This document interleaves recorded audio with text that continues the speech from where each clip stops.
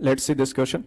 इस क्वेश्चन में हमें बोला कि हमें स्टेटमेंट बताने हैं और ऑप्शन के अकॉर्डिंग जो डायरेक्शन जो हमें कुछ डायरेक्शंस दे रखी है, असर्शन एंड रीजन दिया है।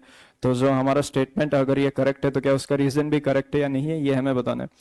तो सबसे पहले हमें स्टेटमेंट दिया है, it is impossible to determine the exact position and exact momentum of an electron simultaneously. Yes, तो ये बात सही है, राइट। हम साइमल्टेनियसली इलेक्ट्रॉन की एग्जैक्ट पोजीशन और मोमेंटम नहीं बता सकते, ये हाइजेनबर्ग प्रिंसिपल ऑफ अनसर्टेनिटी से हमने समझा था। तो इसका रीजन यहाँ पे दिया द पाथ ऑफ इलेक्ट्रॉन, ये स्टेटमेंट सही है।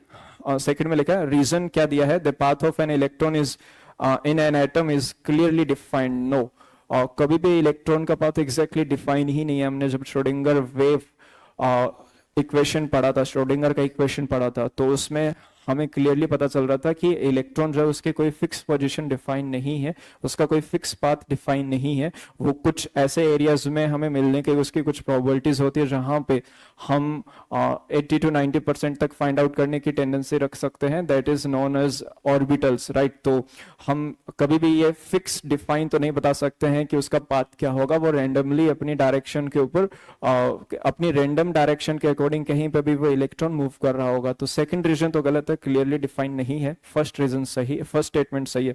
तो assertion is true but the reason is false. Option C will be the correct answer for this question.